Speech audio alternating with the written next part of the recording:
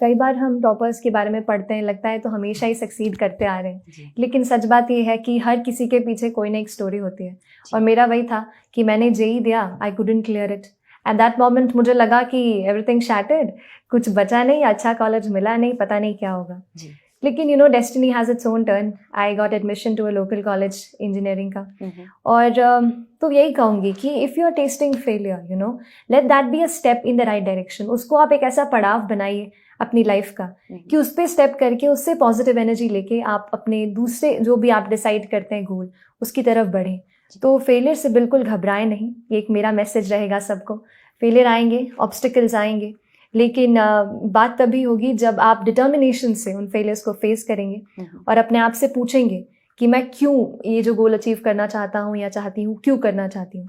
अगर आपका Y strong है तो आप दूसरी मैं आपके काफ़ी videos and the write-ups that I am reading also, I have seen कि आप एक्चुअली बहुत सारे एस्पिरेंट्स को हेल्प कर रहे हो with whatever knowledge that you can share as of now before you go away to the academy.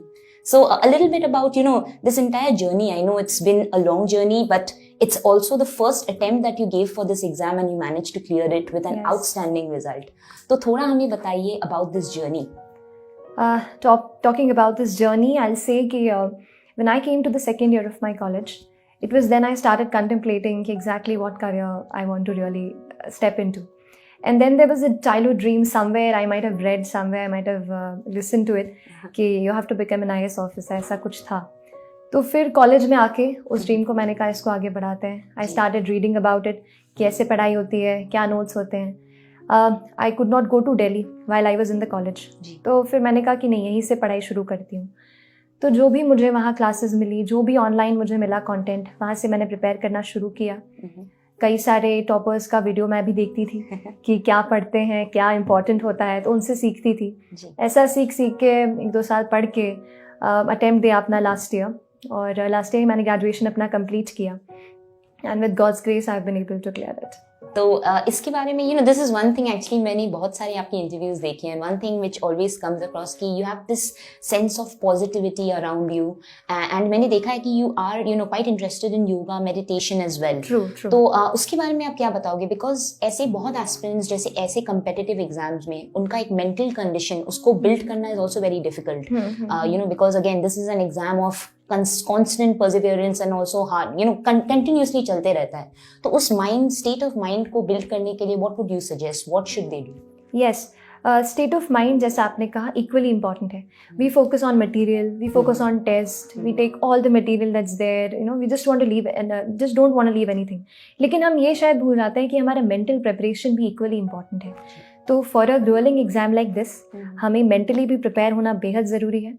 Exam खुद 1 साल की है, प्रीलिम्स देते हैं, फिर मेंस, फिर पर्सनालिटी टेस्ट, उसके 1-1.5 साल पहले से कर रहे हैं तो और जर्नी लंबी हो जाती है। तो उसमें हमें करने के लिए पॉजिटिविटी बेहद ज़रूरी है। तो आई स्टडीड इन भोपाल, जहाँ पे आई रिसाइड, तो it was good for me. वहाँ पे थोड़ा सा मम्मी से आई यूज्ड टू टॉक, उनके हाथ का खाना खाती थी, पापा से बात, I have a little brother, तो उससे सब मस्ती करना एंड ऑल दैट। तो that thing is equally important. अपने आप को मोटिवेटेड रखना, पॉजिटिव लोगों से जुड़े रहना, वो भी बेहद ज़रूरी है। थोड़ा म्यूजिक का सहारा लिया मैंने, to listen to songs that boosted me up, and as you said yoga, so my mother always focused on yoga कि नहीं, this is one thing you should be focusing upon apart from your studies. So I will also say कि whatever you are doing physically also you have to be fit, take out time for some physical workout. And जैसा meditation पे, तो meditation helps you काम your mind, थोड़ा एक peaceful sense लाता है आपकी लाइफ में। तो ऐसा भी कुछ करिए, मोटिवेट खुद को रखिए और पॉजिटिव लोगों के साथ जुड़े रहिए। Anybody who pools you down, who tells you that it can't happen, stay away from those people. It's just straightforward, stay away, because in these moments when you're trying to achieve something in your life, आप कुछ बनना चाह रहे हैं, कुछ करना चाह रहे हैं, उस वक्त कम से कम उन लोगों से दूर रहें, एंड बाद में सक्सेस के आप बिल्कुल उनसे मिल सकते हैं। एक चीज़ जो बहुत सारे एस्पिरेंट्स भी पूछती है, specially if we see like the trend over the last few years, and specially इस साल में तो डेफिनेटली टॉप 10 में भी अगर मैं देखूँ तो इंजीनियर्स बहुत सारे हैं। सो एक क्वेश्चन जो बहुत सारे एस्पिरेंट्स जो हमारे पूछते हैं कि do you think engineering gives you an edge to clear these kind of exams, and जो बाकी है जैसे जो नॉन इंजीनियरिंग फील्ड से है आप क्या कहोगे, शुड दे बी डीमोटिवेटेड कि उनसे नहीं हो पाएगा, या इवन दे कैन मैनेज? इस पे एक चीज़ कहूँगी, that comes to my mind whenever I get this question. सच में इंजीनियरिंग का कोई बहुत रोल नहीं है। ये एग्ज़ाम है जनरल स्टडीज़ की। You have to study history, geography, international relation, internal security, environment, so and science and technology is a little part.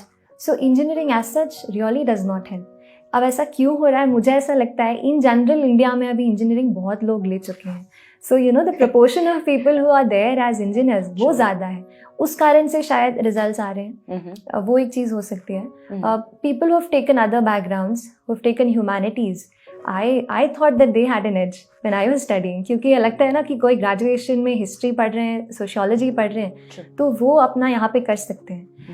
पर एक लास्ट में इस चीज़ के लिए ये कहूँगी कि यूपीएससी इतना स्पेशल एग्जाम है कि you coming, you are dancer और यू आर एन इंजीनियर और you are a literature graduate, you know you will have to study, you know you just, मतलब एक ऐसा नहीं मिलेगा कि यार ये पोर्शन तो मेरा उससे हो गया। पढ़ना आपको हर इसमें पढ़ने वाला है। एक लेवल प्लेइंग फील्ड है यूपीएससी का, तो कुछ भी मन में ऐसा लेके ना चलें कि ये लिया है तो नहीं होगा या नहीं। It all depends on your hard work. उसके एक बार डिसाइड करने के बाद आप कैसे पढ़ते हैं, that plays a huge role. Graduation तो आप कुछ भी कर सकते हैं। यूपीएससी प्रिपरेशन का सबसे बड़ा चैलेंज है ये समझना कि एग्जाम पॉइंट ऑफ व्यू से क्या रेलेवेंट है और क्या नहीं। इसी में यूपीएससी एस्पायरेंट्स की मदद के लिए मैं पिछले 10 सालों से एक वेबसाइट और यूट्यूब चैनल चला रहा हूँ। यूपीएससी प्रीलिम्स पे मेरी किताब अमेजॉन के टॉप 100 बेस्ट सेलर्स में है। मेरा सालों से इकोनॉमी पढ़ाने का एक्सपीरियंस और यूपीएससी एग्जाम के बदलते ट्रेंड एनालिसिस के जरिए मैं आपको सफलता की ओर ले जाऊंगा। मेरा नाम है मृणाल पटेल, मैं अनअकैडमी प्लस पे लाइव पढ़ाता हूँ। तो उसी पे एक पार्ट जो आती है हमारे प्रीलिम्स के टाइम में, there is a CSAT papers. तो इस पे बहुत एस्पिरेंट्स का ये मानना होता है कि क्योंकि इंजीनियर्स के लिए वे इजियर होता है सीसैट को क्लियर करना, एंड बहुत ऐसे होते हैं जिनके लिए मैथ्स दूर दूर तक उनकी अच्छी दोस्ती नहीं है उससे। सो उनके लिए आप क्या कहोगे फॉर कंप्लीट बिगिनर्स, अगर वो सीसैट की तैयारी भी कर रहे हैं and they didn't have maths in their graduation, तो वो कैसे तैयारी कर सकते हैं, and what are the may B some of those topics या चैप्टर्स व्हिच डेफिनेटली उनको उस पे ध्यान देना चाहिए? राइट, सीसैट की बात पूछे, आई विल शेयर कि I was also not good in maths. Okay. Like maths was not my friend. Maths didn't like me. I tried to like it but it didn't. Okay. तो कैसे tackle करना है? CSAT का ये कहूँगी, first good thing for you, anybody who's a beginner in maths and नहीं जम रहा है, it's a qualifying paper. You know, आपको उसमें पूरे के पूरे नंबर नहीं लाने हैं, सारे क्वेश्चन अटेम्प्ट नहीं करने हैं, तो स्मार्ट स्ट्रैटेजी बनाइए। You have to just get about I think 66-70 इतना मार्क्स लाना है। Aim for 100, aim for something like that. Topics का बोलूँ तो मुझे भी थोड़ा मैथ्स का वो था, तो I focused on the comprehension part. English comprehension पूछते हैं, तो आई attempted that in the paper. पहले मैंने वो क्वेश्चंस किए इंग्लिश वाले और लैंग्वेज वाले, वो कर लिए, तो आई नो कि हाँ वहाँ पे मुझे मार्क्स मिल जाएंगे। उसके बाद भी very selective while you are attempting the paper. जो क्वेश्चंस लग रहे हैं यार ये फटाक से हो सकता है, उनको आप जल्दी से अटेम्प्ट कर लीजिए। तो पेपर अटेम्प्टिंग पे वर्क कीजिए। हमेशा हम ऐसा नहीं कर सकते, वी आर नॉट एनसाइक्लोपीडियाज, हम हर चीज़ पढ़ के नहीं जा सकते। तो थोड़ा सा स्मार्ट स्ट्रैटेजी बनाइए। आई डिड दिस, पहले इंग्लिश कॉम्प्रीहेंशन कर लिया, फिर आई न्यू कि हाँ I had this 15-20 questions with me, फिर मैंने मैथ सेक्शन अटेम्प्ट किया, वहाँ पे जो इजी लगा वो किया। अनदर थिंग एक कहूँगी कि सीसैट जो पूछा जाता है मैथ्स, उसमें 10th तक का मैथ्स है। अभी इस साल और लास्ट ईयर का हाँ मैं कहूँगी कि थोड़ा सीसैट का लेवल हाई हो गया है, बट विथ रेगुलर प्रैक्टिस आप कर सकते हो। जैसे मैं संडेज़ को ऐसे लिखती थी, वैसे आप संडेज़ को कुछ सीसैट का 1 आवर आप निकाल लीजिए और उस दिन आप पक्के से सीसैट प्रैक्टिस कर लीजिए। कई बार हम इग्नोर करते हैं, किसी चीज़ से डरते हैं तो उनसे भागते हैं, उनसे भागिए मत। जो आपको डर लग रहा है जिस चीज़ का, उसको ज़्यादा फेस कीजिए, be familiar with that topic, और संडे टू संडे की प्रैक्टिसिंग आई थिंक हो जाएगा, इतना टफ नहीं है। तो सृष्टि, हमने सीसैट के बारे में तो बात किया, प्रीलिम्स की जो जीएस पेपर्स होते हैं उसके बारे में भी बात करते हैं, बिकॉज जैसे कि आपका भी फर्स्ट अटेम्प्ट था और बहुत सारे ऐसे एस्पिरेंट्स हैं जो कंप्लीट बिगिनर्स हैं, तो उनके लिए the syllabus itself becomes very difficult to understand कि उसको डीकोड कैसे करें, कि क्या पढ़ना है, नहीं पढ़ना है, कितना पढ़ना है। Because I did read somewhere कि आपने भी मेंशन किया था, because online learning has made it very easy, but also बहुत ज्यादा डिस्ट्रैक्शंस आ जाते हैं, so you don't know where to stop. तो उसके लिए आप क्या बताओगे हमारे एस्पिरेंट्स को, how should they go on with the studies, syllabus को कैसे डिकोड कर सकते हैं, what would be the pointers? Okay, like I always say, syllabus is the thing, that's the basic thing and the ultimate. It's your guide from the first day of your preparation till the day of your interview. आपको अपना syllabus अपने सामने रखना ही है. Coming to decoding the syllabus, तो prelims का if you see the syllabus काफ़ी कम है, 5 to 6 लाइन्स में they just end it up. Mains is a thing जो बहुत अच्छे से डिटेल में उन्होंने किया हुआ है, बताया हुआ है यूपीएससी ने. Coming to the prelim syllabus, 4 phases में आप बांट सकते हैं. जैसे you can start with the newspapers, वो एक डायनामिक पार्ट कवर करता है. कोई भी चीज़ हो, जैसे इकोनॉमी में है, इकोनॉमी में स्टैटिक हमने पढ़ लिया कि रेपो रेट क्या होता है. Next day you find it in the newspaper कि you know it has been increased और रिड्यूस्ड, तो उसका क्या इम्पैक्ट है वो आप करंट से कवर कर सकते हैं. तो आप अपनी प्रिपरेशन स्टैटिक प्लस करंट दोनों को मिला के करिए. That is the first thing I like to tell. दूसरा, सिलेबस के लिए NCRTs are also equally important. वो आपकी बेस बुक्स हैं. कोई भी आप स्टैंडर्ड बुक पिक करते हैं उसके पहले आप NCRTs अच्छे से पढ़ लीजिए एंड गेट एन आइडिया. कई बार हमको हिस्ट्री बहुत अच्छी लगती है तो वो हिस्ट्री को जल्दी से कवर कर लेते हैं, लेकिन मुझे हिस्ट्री इतनी अच्छी नहीं लगती थी. I took a lot of time उसमें. तो ऐसे अपने हिसाब से आप एक अपना टाइम टेबल बनाइए and NCRTs, newspapers, then standard books, उनको भी कवर करना है. ज़्यादा मल्टीप्लाइड सोर्सेज नहीं रखने हैं. अगर अभी कन्फ्यूजन होता है कि यार ये आने वाला है नहीं आने वाला है, तो आपका एक गाइड और है, वो है प्रीवियस ईयर पेपर्स. उनको देखते रहिए, किस प्रकार के क्वेश्चंस पूछे जा रहे हैं, क्या ट्रेंड है, उसको खुद ही एनालाइज करिए. ये एग्ज़ाम ज़रूरी नहीं है आप बहुत बड़ी कोचिंग्स के टेस्ट लगाएं या कुछ ऐसा अलग करें. आप खुद भी अपने लेवल पर इस एग्ज़ाम को समझ के पढ़ सकते हैं. तो पहले तो फियर हटा दें इस एग्ज़ाम का कि इतनी बड़ी कंपटीशन है, ये है. मैं कहूँगी फॉर्म बहुत लोग भरते हैं, कंपटीशन वैसे लगता है, लेकिन सीरियसली में बहुत कम लोग प्रिपेयर करते हैं. तो आपका कंपटीशन उन सब लोगों से नहीं है जो फॉर्म भर रहे हैं. आपका कंपटीशन उन केवल सीरियस कैंडिडेट से है, लिमिटेड, जो सच में इसका पढ़ रहे हैं. तो you can at your own level find out from the papers, go through the NCRTs, read the standard books और फिर आंसर राइटिंग एंड टेस्ट ये लगा सकते हैं. परफेक्ट. तो सृष्टि, जैसे कि आप प्रेपरेशन के बारे में ही आपने बताया, तो क्या आप जरा हमारे एस्पिरेंट्स को ये भी बता सको कि से फॉर प्रीलिम्स, मेंस के लिए भी, बट प्रीलिम्स के लिए फॉर नाउ, एग्जैक्टली रिसोर्सेज आपने क्या यूज किए थे for the different papers? Okay, for prelims I started with the NCRTs. As I said, वो पूरा बेस्ड रहेगा. मैंने अपना प्रेपरेशन ज़्यादा डिवाइड नहीं किया टुवर्ड्स प्री और mains. I kept it an integrated one. जैसे जैसे प्री पास आता गया, जैसे फ्रॉम February ऑनवर्ड्स, फिर मैंने कम्प्लीटली ओरिएंट कर दिया था टुवर्ड्स प्री. उसके पहले मैंने प्री मेंस दोनों साथ में लेके चली. Still for the sources, for polity section I read the M. Lakshmikant book, who is the author. For economy, I read Mr. Ramesh Singh's book. Then I referred extensively to the government documents. जैसे नीति आयोग का action agenda है.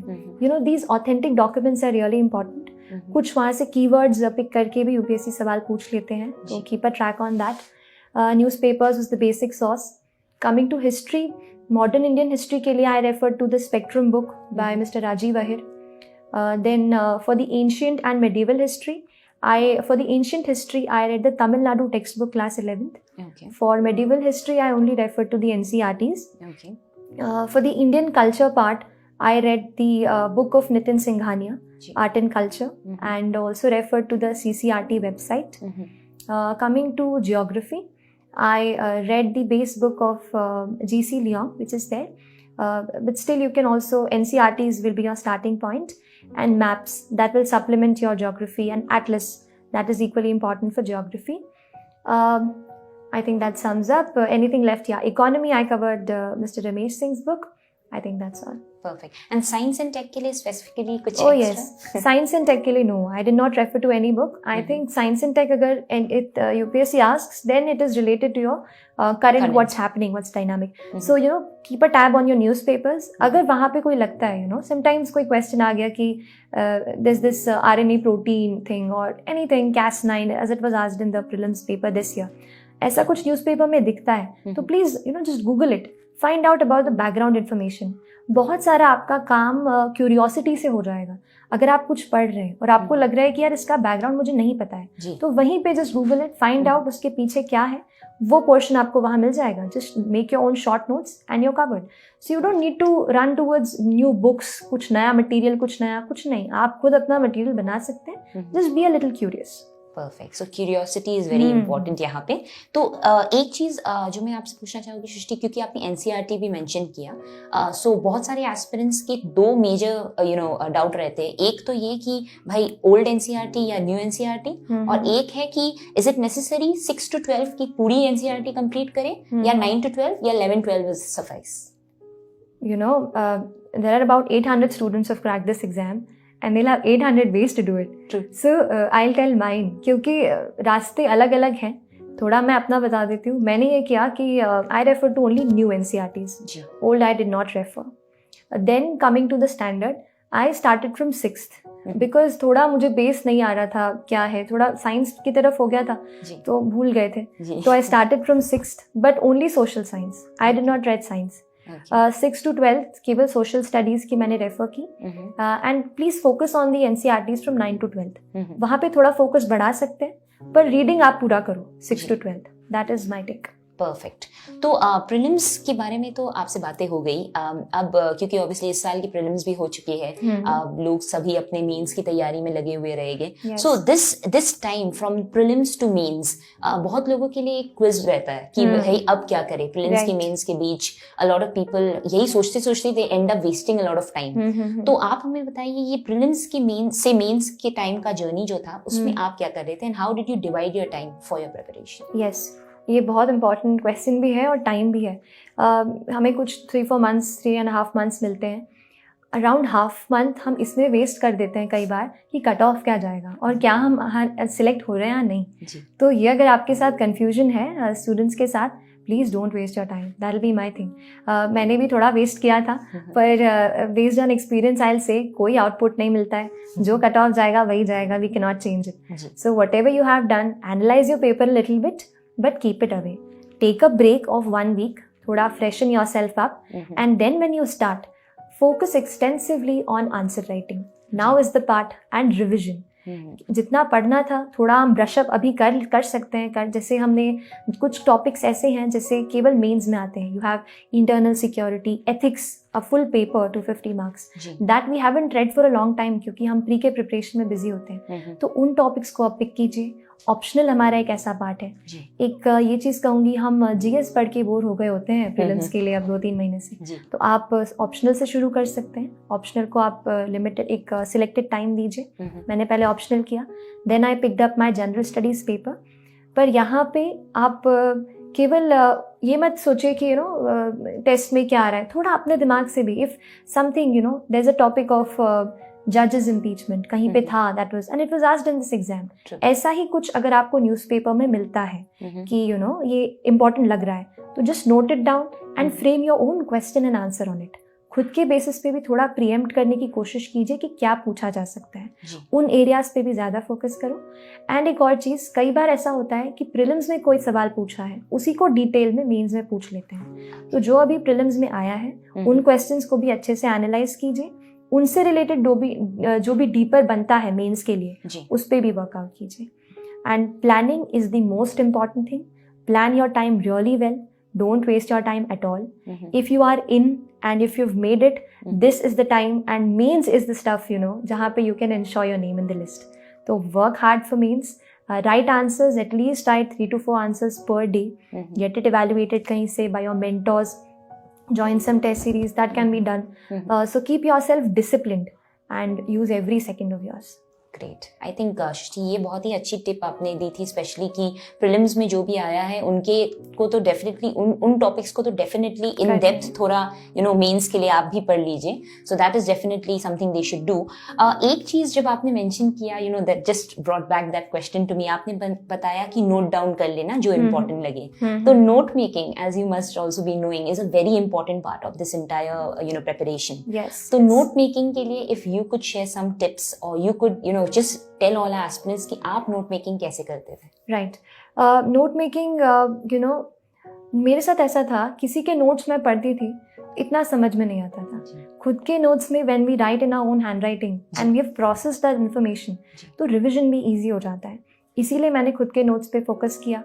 Editorial section था, specially उसको note down करती थी.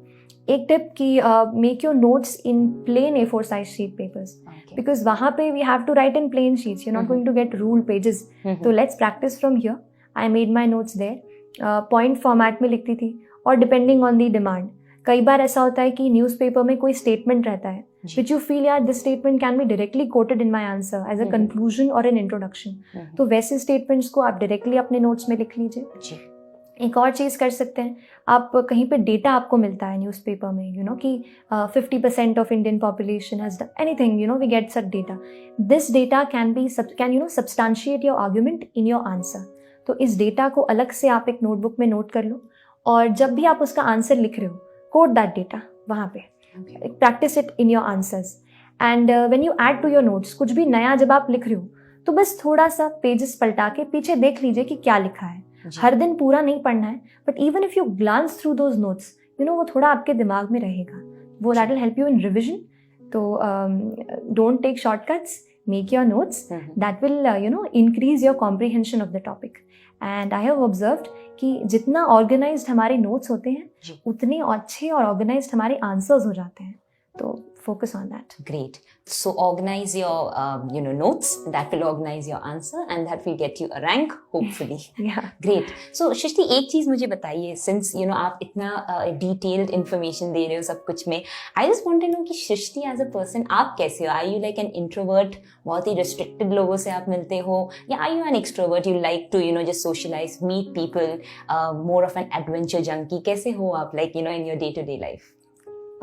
You know, when I started in school, I was an extrovert, meeting with people, doing all the stuff. Okay. When I came to the college and I stepped into this preparation, I made a shell around me. Okay. कि नहीं, अब थोड़ा सा you have to focus on it.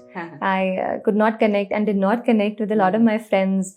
So this was a transition that I made. But in the past 2 months after my result, I have been connecting with so many people. So things are changing for me. So I'm in a kind of a transition state. I didn't like to speak so much, but now I'm getting an opportunity to speak so much. So it's like a transition phase for me right now. Great. So with the prelims done and the mains about to come, you've also explained कि this entire phase में आप क्या कर रहे थे. Let's go back to mains because अब mains आने वाला है. आपने already प्रीलिम्स में हमें रिसोर्सेज तो बताए आपने क्या यूज किए थे. मेंस के लिए if you can tell us कि if you used anything different और anything additional to what you were using for prelims, mains के लिए सोर्सेज क्या थे आपके? ओके, सो जो टॉपिक्स हमारे प्री में आ चुके हैं जनरल स्टडीज के, वो तो उसके सोर्सेज सेम रहेंगे, but there are other topics like in paper 1 you have world history, उसके लिए you will have to read another book. The World War I and World War II part I read from Norman Louis. I made my own notes out of it, and either you have some material notes available, you can read it from there. The rest part of world history. Then in paper 2, which is a lot with polity and international relations. तो उसके लिए कुछ भी, जैसे there is a website of PRS Legislative Research. They they make summaries of the acts that are there or the bills that are there. So I used to go there and go to that website, find out what's there, get a printout, anything, you just have to read it. Then there are reports of different committees that are formed. You can access it from there. So current पे ज़्यादा मैंने फिर focus करना शुरू किया. Current से derive करके जो भी टॉपिक्स मुझे लग रहे थे उन पे फोकस किया. इंटरनेशनल रिलेशंस के लिए आप the official website of ministry of external affairs, वहाँ पे you'll get who's coming, who great personality or maybe a leader of some nation is coming to our country. तो वहाँ से देखिए उस कंट्री का क्या बैकग्राउंड है, वैसे एक्सेस कीजिए. Coming now directly to general studies paper 4, ethics के लिए मैंने पहले अपना एक definitions part, lexicon is a book, वहाँ से थोड़ा सा मैंने definitions I read it from there. उसके ऊपर फिर I used to practice a lot of case studies. तो केस स्टडीज़ की कोई भी बुक आप ले सकते हैं, जो only for case studies you can take a book. वहाँ पे you can practise it every alternate day और whenever you are studying ethics. और थोड़ा प्रैक्टिकल रखने हैं अपने आंसर्स एथिक्स में. एथिक्स में मेरे ख्याल से I will tell my thing, I was expecting least marks in ethics, but I got maximum in it out of my 4. True. So it's unpredictable. करना मेरे ख्याल से बस इतना है कि एथिक्स को ये थोड़ा डिटेल में बताती हूँ. इसके 2 पोर्शंस होते हैं पेपर के. The part 1 is about definitions, they will give you a quotation and you have to explain it. The second part is the case studies. Now case studies is something जहाँ पे काफ़ी चीज़ें repeat होंगी और चीज़ें ऐसी हैं जैसे they want to test your quality like integrity, honesty, compassion. So whenever you are attempting a case study, mention it there, you know, ki if this action is taken, this quality is something which I'll be showing. Mention it in your answers pretty well. When you start writing the answer, describe on what position you are in. कभी कभी वो हमें बताते हैं कि you are an SP, they'll tell you you are a collector of a district. तो first explain your position कि given in this case study I am a collector और मेरे पास इतने इतने पावर्स और ये रिस्पॉन्सिबिलिटीज हैं. अपना एक सेंटर बना लीजिए वहाँ पे, फिर आप क्या करेंगे उसमें फिर वो लिखिए. डेफिनेशंस पार्ट को कवर करने के लिए छोटे से मैंने अपने शॉर्ट नोट्स बना लिए थे कि ऑनेस्टी को कैसे लिखूंगी, डिटर्मिनेशन, टीम वर्किंग, लीडरशिप, ऐसे शॉर्ट नोट्स बनाइए and keep revising them. And also go through the quotations of great leaders like Mahatma Gandhi ji, then Abraham Lincoln, international, national, anyone. Just keep reading their quotations. कहीं आपको याद आ जाए तो आप answer में उसको लिख सकते हैं.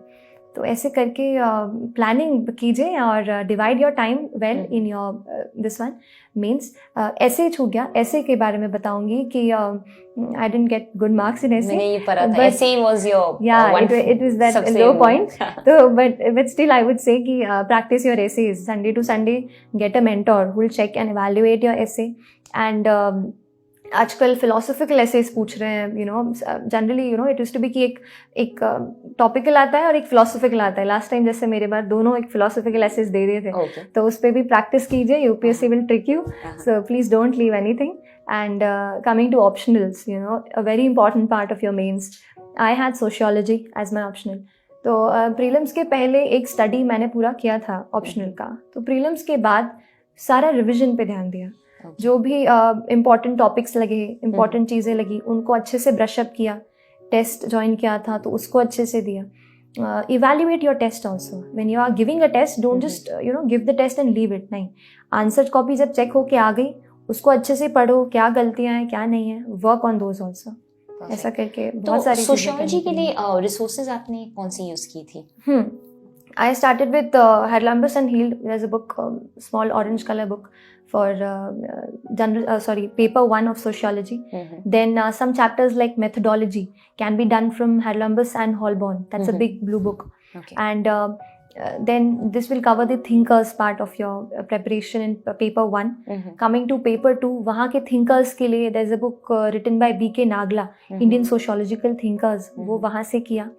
उसके बाद there's the material of EPG Pathshala. You know, this is a very good initiative where teachers from all across India, they teach you subjects like sociology and psychology and political science. So just log into this EPG Pathshala. You'll have good videos and good material there. I made my notes from that source. ऐसा करके notes बना के and write a lot of answers. Check yourself, test yourself pretty well and practice the previous year question papers. You know, optional में ये ज़्यादा ज़रूरी हो जाता है क्योंकि ऑप्शनल में ट्रेंड्स रिपीट होते हैं. There are topics which get repeated. ऐसा जीएस में नहीं हो शायद, लेकिन ऑप्शनल में ज़रूर होगा.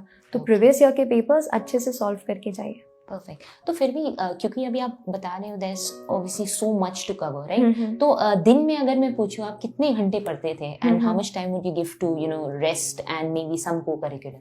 या major part of my preparation was in my college क्योंकि आई ग्रेजुएटेड लास्ट ईयर और मेरे कॉलेज का लास्ट एग्जाम था, उसमें और प्रीलिम्स में 14 डेज का गैप था. तो वो एक इतना हेक्टिक टाइम था, इसलिए मेजर प्रेपरेशन कॉलेज के साथ किया. उसके साथ जितना मैं 5 to 6 आवर्स निकाल पाती थी कॉलेज के साथ I used to give. Prelims के बाद जब आई वाज फ्री, फिर तो जितना टाइम है सब कुछ इस एग्ज़ाम को दे दिया मैंने. आई से कई बार ऐसा होता है आप कॉलेज के साथ करें या वर्किंग प्रोफेशनल हो तो थोड़ा सा टाइम मैनेजमेंट का प्रॉब्लम होता है, लेकिन फिर भी आप प्लानिंग अच्छे से करिए. You know, one thing will help you, prioritise in your mind कि आप असली में क्या चाहते हो. Do you want that college, do you want that degree और दैट जॉब, और you want to crack this exam. थोड़ा सा माइंड में प्रायोरिटाइज कीजिए कि मेरे लिए क्या इंपॉर्टेंट है and then plan accordingly. And squeeze out time, कहीं से भी आप खींच सकते हैं. There is an app, you know, save my time. So what I did, I tracked my time each day कि where my time was going. फिर I came to know कि यहाँ पे कम कर सकती हूँ, यहाँ पे कम कर सकती हूँ. ऐसे करके I फिर made my own timetable and keep your timetable flexible. Each day is different.